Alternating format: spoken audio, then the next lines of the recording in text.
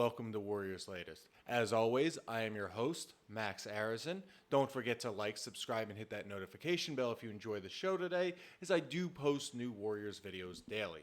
Now, I saw a report today that says the relationship between Kuminga and the Warriors is still strained a week later after Kuminga signed his 2-year deal. And you got to take that with a grain of salt, mostly because it's been a week. It's still going to be strained. There's still going to be a lot of, at least, hurt feelings, a little bit of bad blood. And I feel like, you know what? Kuminga and his agent are going to be a little frustrated that they lost. But as time goes on, those strained feelings should work themselves out. And if he continues to play well after he had that solid preseason debut, which, all right, it's a preseason game, so you really shouldn't count it for much. I think he's going to have a solid season. Now, should he continue to play well but still not find the fit that the Warriors need, or not get the right playing time, or be put in the right situations to succeed to the level that he wants to be, okay, that may continue to strain the relationships between them and the Warriors, but that's just speculation. Because right now, all right, there is a little bit of bad blood, but he's got to take that energy and put it into his game on the court. Because right now he's got a game on Wednesday versus the Trailblazers, and let's be honest, it's the Blazers. If he does it well, he has to put on a show against the Blazers because they're not a good team, and he should put up at least 25 points just to show the rest of the team, as well as Coach Kerr, management, that, all right, this is what you're missing out on, and this is why you're going to pay me the big bucks. So that's a perfect opportunity for him to really build himself up and then continue on a hot start going into the regular season. Because once the regular season starts, that's when the countdown's going to begin. It's going to be the 82-game countdown, or the general countdown to January 15th. Are you going to get traded to a team you like, or are you going to continue with the Warriors and help them win a championship? But if that relationship stays strained, you could definitely see the Warriors making a trade once Kuminga becomes trade eligible come the 15th. Now, you got to look at it from two sides. If he doesn't have a good start to the season and his stock is low, he misses a lot of games because of injuries, and maybe his game hasn't really evolved past what it was last season. An ISO player, attacks the basket, can't really shoot from long range, and likes to grab rebounds but can't really distribute the ball the way you want a forward who's like a star level forward, as he claims to be. And that may at least lower the price of what the Warriors are still looking for, which is a viable starter as well as a first-round pick. Now, again, you've got the Heat, you've got the Bulls, you've got the Kings, and you've got the Suns all interested in him, and they all have a fit here or there. But should things go well for the Warriors, but they feel that they still have holes at other positions, which they do have at the center position, you could definitely see them capitalizing on a good Kuminga season and moving him to a team where, hey, he can be a bigger part of the offense than what he is right now. And when I think about it, the number one team that I think is going to go south this season is going to be the Kings, and they're going to find a way to sell off. And by sell off, they're not going to trade away their draft picks, but they might trade away a top-tier talent player like Domantas Sabonis. Now, this is still a long shot, but if things go south for the Kings and those signings don't begin to work out, they might just start to move guys around and see if they could still salvage this roster. And with Sabonis, you don't know if he's going to sign long-term with the Kings. He is getting a bit up there, and Kuminga is a much younger player who fits into the power forward slot very nicely, and that's why the Kings went after him initially. Now, when trading Sabonis, it's probably going to be a one-for-one deal. Maybe the Warriors, for contract matching purposes, will throw a player or two to sort of round things out, but there are no draft picks that are being exchanged. But should Sabonis come to the Warriors, There are going to be a lot of problems at the top of the West because the Warriors are coming and they are coming hard.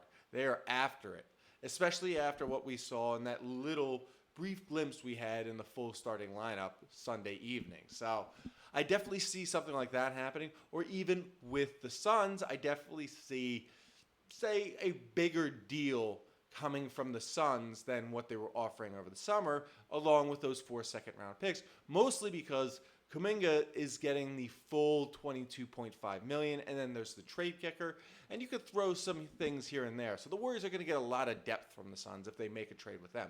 It's going to be more than just Nick Richards and Royce O'Neal in the draft picks. You could throw in Grayson Allen in there too. Even though I don't like the overall pickup of Grayson Allen, as he is a great shooter, but he's still another small guard, and the Warriors have more than enough of those on their team. You don't want to create a backcourt logjam if you're trying to win an NBA championship.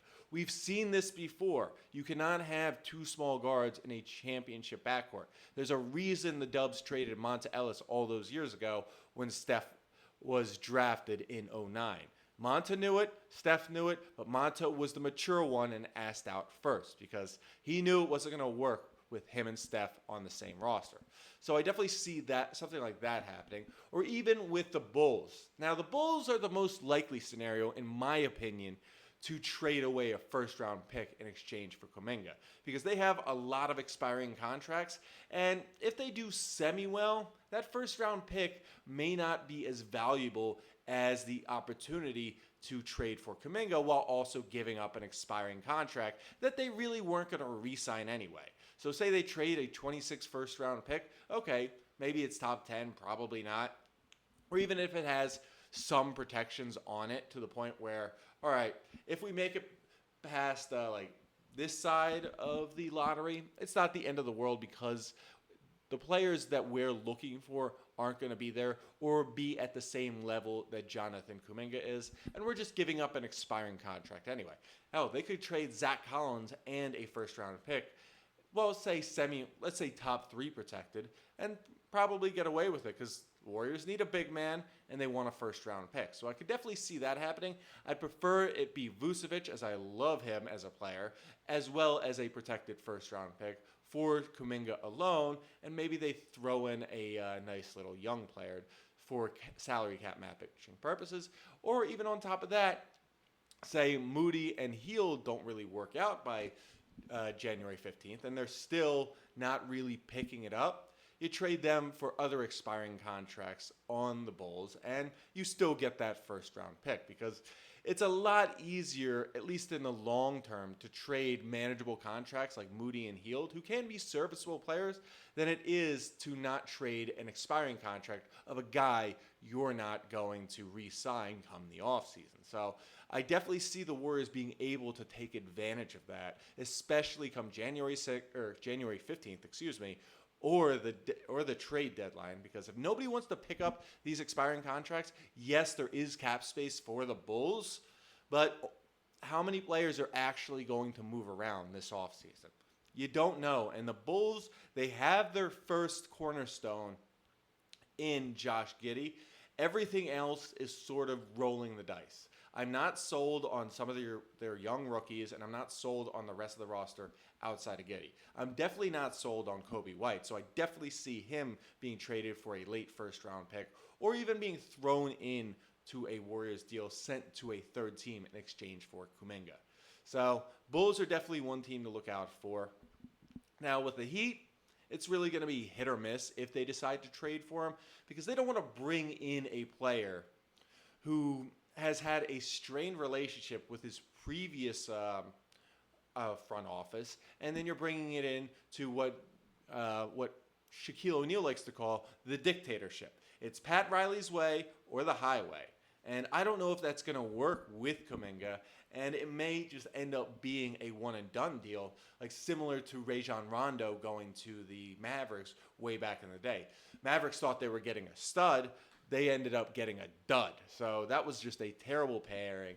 And while Kuminga could become great with the Heat, I still get the feeling that they're going to butt heads and Riley is just going to let him walk. But in the bright side, at least Kuminga can pick his next team, though I'm not 100% sure it's still going to make him a better player, aside from the teams that are interested in him. Now, that being said, until that happens and until they find a way to get another big man, whether that be trading Hield and Moody or trading Kuminga for somebody, the Warriors really got to start leaning heavily on Quentin Post. And that means getting him a lot of minutes in the preseason. So come regular season, he's ready to go because it's going to be a two-man rotation at the center. It's going to be him and Al Horford. You could say Draymond is going to be in the middle for those small ball lineups, but Draymond is 35 years old, and he can't keep up with the likes of those younger centers. He could not keep up or do well against DeAndre Ayton yesterday. And granted, they didn't match up that much at all, but Ayton had a field day with all the Warriors' small centers. However, once Quentin Post came in, it wasn't that much better, but it was an improvement to the point where it was a noticeable improvement. Now, a lot of the times Post did look like a deer in headlights, but I feel like the more minutes he gets, say he plays a game where he plays a full 30 minutes, the more he's going to learn. Sitting on the bench watching Horford isn't going to play well for him, and it's just going to end up making him even worse. What I did like from yesterday's game, though, is that two-man lineup from the 5 and the 4, Horford at the 4, and then Post at the 5. That seemed very organic as there was a lot of spacing between the two. Both of them are stretch bigs. I believe Horford hit 40+% from 3, and so did Post last season. And I think that's a very big come up. And it would be interesting to see if they do that, or they do that a little more come the regular season, and move Draymond to his original natural position that he came out of college playing at the 3. Now, Draymond at the 3, I know he's not going to shoot like a wing. He's going to be a facilitator, but I think that's important coming from the wing because he's going to be able to see Steph. They're going to give the ball to Draymond. He could see Steph with a quick open shot, which I saw multiple times against the Lakers, where Steph just shot it up and like magic, it went in. Or he could throw it over to Jimmy. Jimmy could drive to the basket because Post and Horford are over at the corners ready for a quick 3, and that's going to create problems and allow the offense to flow at a much better pace than what it was last year when they didn't have any of those stretch bigs who could create the proper spacing that would allow Jimmy to attack the basket, which he loves to do. So I do love that idea, but they got to start doing it fast. And I believe this game against Portland, I know it's a preseason game, but giving Post at least 30 minutes to go up against the likes of Hanson Yang or even Donovan Clingan and really just battle it out with big guys, I think he's gonna learn a lot from this opportunity and really, really start to improve to the point where, all right, come regular season, instead of giving him maybe 10 to 12 minutes, you give him, say, 20 to 25 minutes or you know what? Let's go with 20 minutes because you got to pair him with Horford and give them each 20 minutes and then maybe a little bit of Draymond at the 5 just for certain small ball lineups. Very, very certain small ball lineups, but not a lot. But pairing the two of those together is going to be a great idea, and I want to see if they do more of that this coming Wednesday versus the Blazers. So that's going to be a great idea. But bottom line is the regular season is going to determine everybody's fate, whether it be Jonathan Kuminga's, Quentin Post, Moses Moody's, Buddy Hield. The regular season is going to be determinant. Nothing is going to happen in the preseason unless the Warriors see, all right, that we have a roster crunch, we have to do something about it. And most likely the odd man out, I just get the feeling, is going to be Buddy Hield because as good as Buddy was the other day, he got a couple baskets. His shot wasn't falling. And as we know from last season, when his shot isn't falling, he's not very useful. And with his current contract, at least it's tradable to bring back something of value. Because say they trade him somewhere else and his shot does fall, and maybe they trade him to a team that, let's say, isn't going to go far in the playoffs if they make the playoffs at all, but they want to trade him to another playoff team. all right, they could do that and get at least a decent return and maybe even an expiring contract. So I see him maybe being dealt now and then dealt to a third team or another team, excuse me, at the deadline. But all honesty, that remains to be seen. But end of the day, I'm excited for this Warriors team. I'm excited to see where they go, and I'm excited to see how they continue to develop their younger guys like Quentin Post this coming Wednesday against the Blazers. Now, that's all we have today for Warriors Latest. As always, like, subscribe, and hit that notification bell if you enjoyed the show today. And if you have any ideas on who might become available come January 15th that the Warriors should trade Kuminga for, feel free to comment below, as I love to hear your ideas. And as always, go Dubs.